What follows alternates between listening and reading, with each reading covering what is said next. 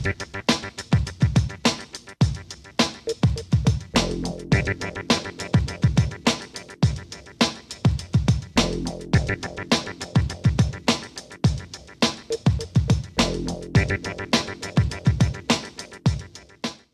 Expressão de hoje recebe um dos principais jornalistas brasileiros que está em Belo Horizonte para participar do projeto Mutações, a Invenção das Crenças. Eugênio, primeiramente, agradecer por ter aceitado o nosso convite. Eu é que agradeço o convite de vocês. Estava comentando agora há pouco, é uma alegria para mim falar com a TV que vocês fazem aqui. E o ambiente universitário é uma coisa que sempre me agrada muito. Então, eu queria até dar os parabéns para vocês pelo programa. Então, Eugênio, você está em Belo Horizonte falando de mutações, a invenção das crenças. O que são essas invenções das crenças? Olha, é muito interessante a gente se perguntar sobre cada um dos temas do Adalto Novaes, né?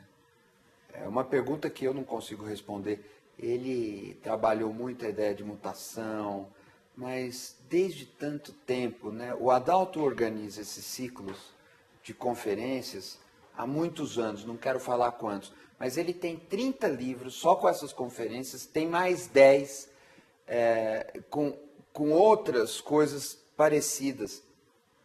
São muitos anos. Ele começou a se perguntar no Brasil o que é o desejo, ele começou a se perguntar sobre a política, a função do intelectual, e agora essas conferências sobre a crença. Como é que elas surgem? Para alguns, não há humano sem a crença. Mas para outros, não há humano sem a dúvida. Talvez as crenças obturem essa dúvida essencial. Mas nós temos pelo menos dois tipos de crença. Umas são aquelas que concentram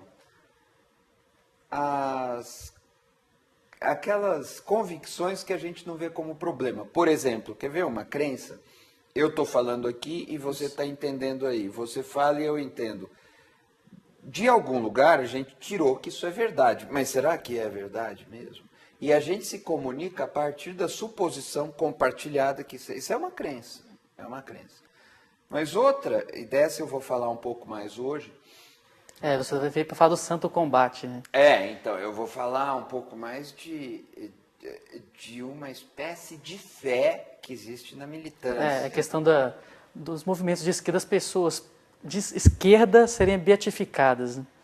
Um pouco beatificadas, porque a gente tem os heróis, que a gente acha que são verdadeiros santos. O Liminski fala isso, que há uma santidade na figura do revolucionário. Mas mais ainda, o militante precisa ter uma fé no futuro, uma fé que ele representa uma verdade, que as outras pessoas fariam muito bem se acreditassem na verdade. As pessoas se reconheçam através do discurso dela também. E do discurso dele. Então ele quer catequizar, ele quer ganhar alguém para a fé que ele tem. Há uma fé nesse tipo de atividade política. Claro que não é igualzinha à fé religiosa, mas é muito parecida. Então, isso também é uma crença, mas é um outro tipo. É uma substituição do mundo contemporâneo? Não sei, como assim? A gente tinha a questão da religião, hoje a gente transfere para esses personagens, por exemplo, militantes? Olha, pode ser. Eu acho, quer ver que interessante? Eu acho que o ateísmo no marxismo funciona como religião. Ou, pelo menos, para uma parte importante desses contingentes todos, de pessoas mobilizadas, e para sociedades em que o marxismo foi colocado como verdade nacional, constando até nas constituições. Portanto, a nação é uma nação ordenada por uma Constituição que se filia ao marxismo, e é de se perguntar, e quem não se filia ao marxismo está fora desse ordenamento, está fora desse país, está fora desse Estado? É um infiel. É um infiel, há uma proximidade grande aí. Então, não é assim que essa fé típica do militante teria substituído a religião. Mas nos estados em que isso foi transformado em verdade, e verdade do Estado, é possível que haja uma rede de conexões mentais,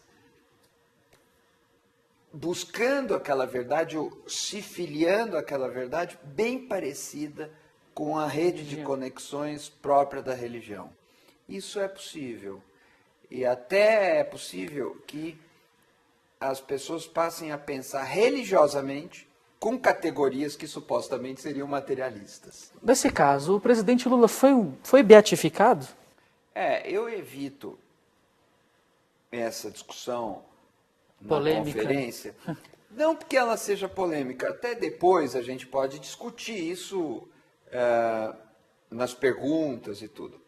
Mas eu evito pelo seguinte, é uma coisa muito próxima de nós. Sem dúvida nenhuma, o fato de ser próxima dificulta a visão mais nítida. Agora, por outro lado, não é difícil perceber que existe um culto da personalidade em torno do Lula. Alguém pode argumentar, mas isso é mérito dele, porque a população avalia muito bem o governo dele. E pode ser mérito dele, não tem nenhuma resistência a essa ideia. Mas se nós pegarmos o filme Lula, o Filho do Brasil, baseado, aliás, no livro da Denise Paraná, que não tem esse elemento mistificador, ou pelo menos não tem com tanta carga como no filme, esse filme promove uma idolatria. Isso me parece indiscutível. Então, pelo menos uma aura mística em volta do Lula existe. Existe, e existe um jeito de olhar que o beatifica um pouco. Isso é próprio da adoração e da devoção de todos os grandes ídolos da área do entretenimento até a política. Há figuras muito marcantes na política no Brasil e na política da América do Sul. Figuras como Perón e Gardel são parecidas, né? Nesse plano da devoção popular. Assim como Getúlio Vargas no Brasil. Atualmente poderia usar o exemplo do Obama também, né? Não no momento, mas quando ele foi eleito também. Né?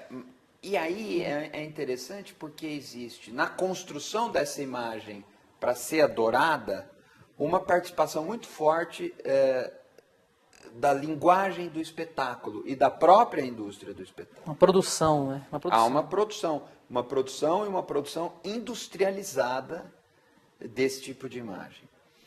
Quando isso se associa à política, os nexos são um pouco mais complicados.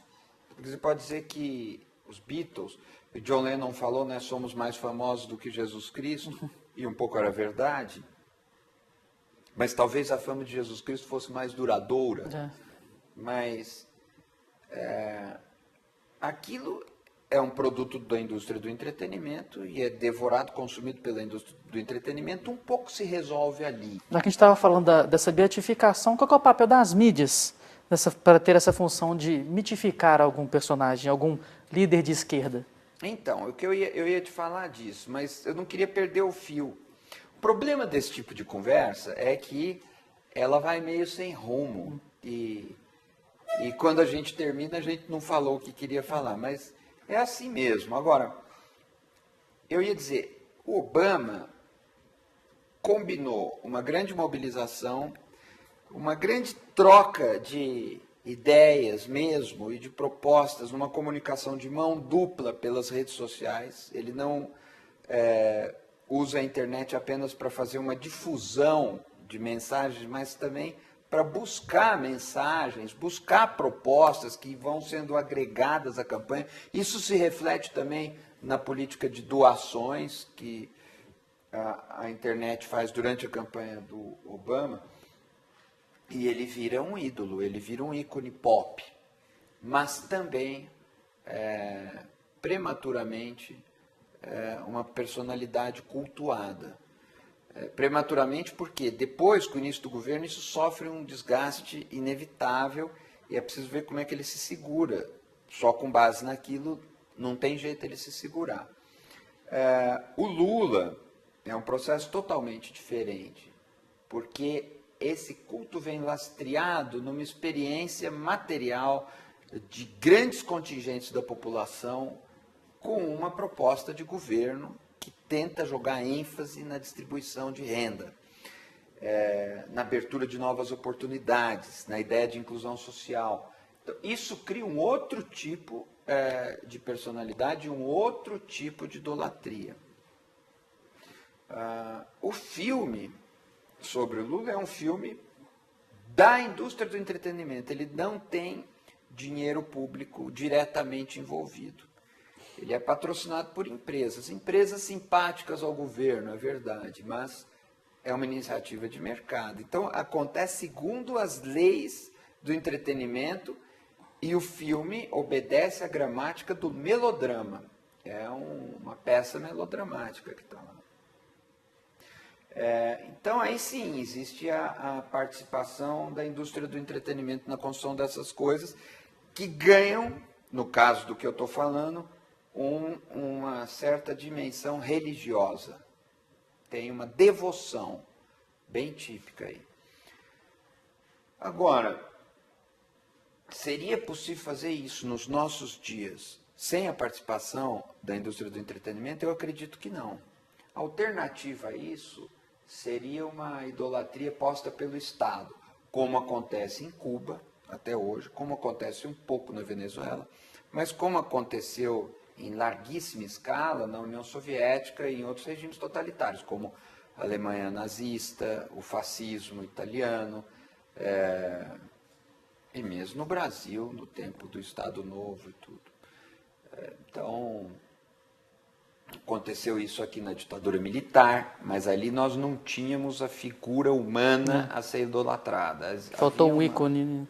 Havia uma idolatria em torno de valores nacionais, uma adoração ritual aos símbolos brasileiros, as crianças cantando o hino nacional todo dia. Eu vivia um pouco Educação moral e cívica. Educação moral e cívica. Então era uma adoração aos Ufanismo, símbolos da pátria, um ufanismo. Mas não tínhamos o culto à personalidade, a uma personalidade. Né? Tá certo, Eugênio, a gente vai fazer uma pausa para chamar o intervalo, tá certo? Tá bom. A expressão vai para um breve intervalo e a gente volta já.